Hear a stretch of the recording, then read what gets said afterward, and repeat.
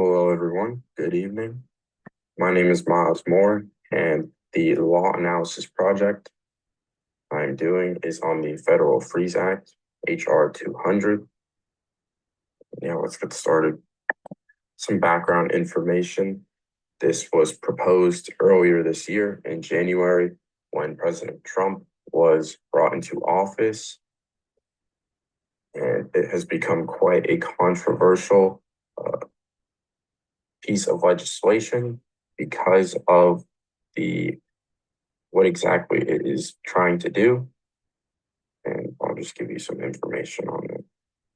The Federal Freeze Act has the intention of, for 1 year, the federal employee pay and the growth on federal agency workforces will be capped, and the federal agency workforces will be capped for the following 3 years if this goes into practice.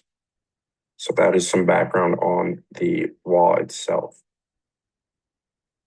The pro argument surrounding the Federal Freeze Act is that the Federal Freeze Act will cut back on federal spending while not affecting vital employees or government employees, I should say. This includes police force, medical workers, law enforcement, public service, things like that. This will not affect those industries and will not affect their wages and or cap their workforce limit. Some data to prove that it will try to cut back on federal spending.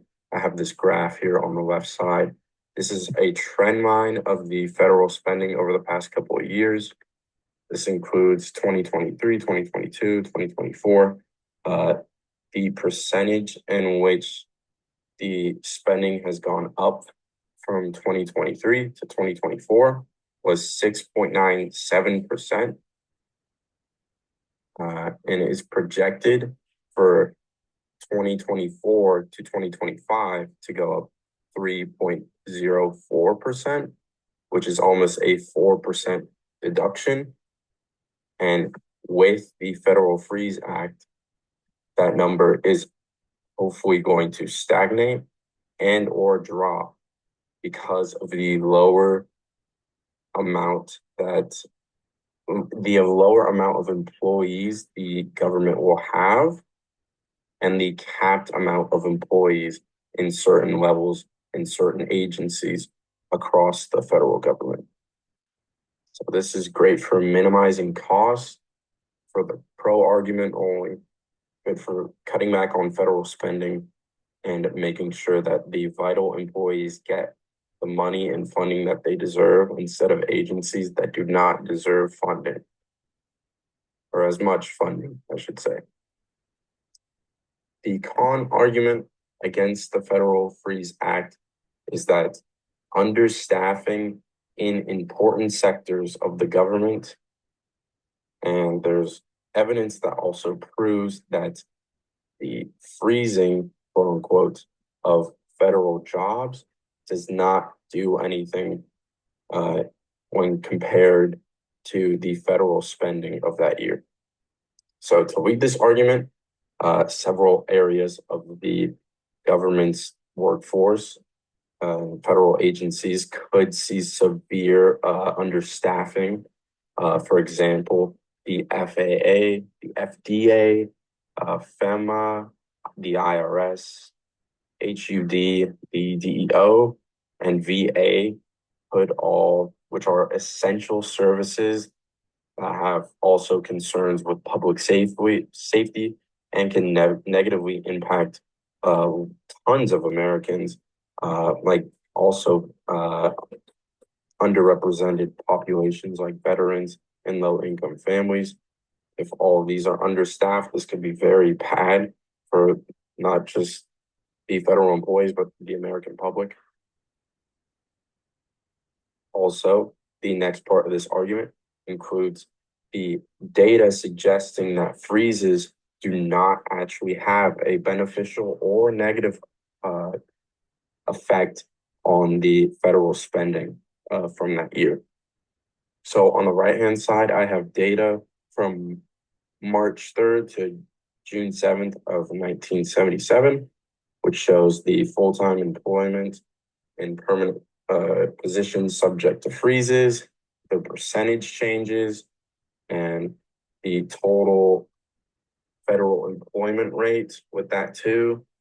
I will also go with this data is from 1977 to 1981.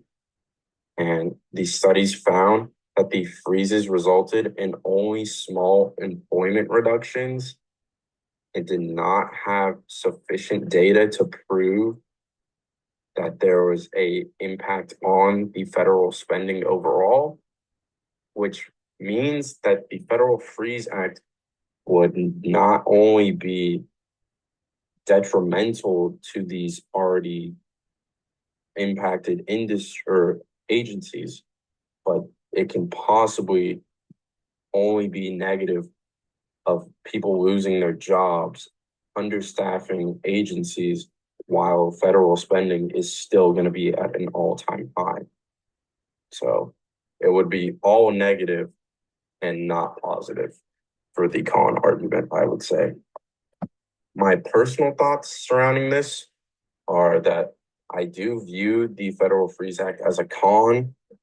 There's just not enough data proving that this would benefit the American people to actually implement freezing government positions and not allowing certain agencies to get more employees, because an understaffed federal agency could also lead to a lot of issues, especially with things like the IRS and FDA. Those are concerning financial and physical concerns with the public, which I don't think need to be messed with. So that's my thoughts on that. I do not think this act should go through because there's just not enough evidence to prove that it would actually be beneficial at cutting back on federal spending.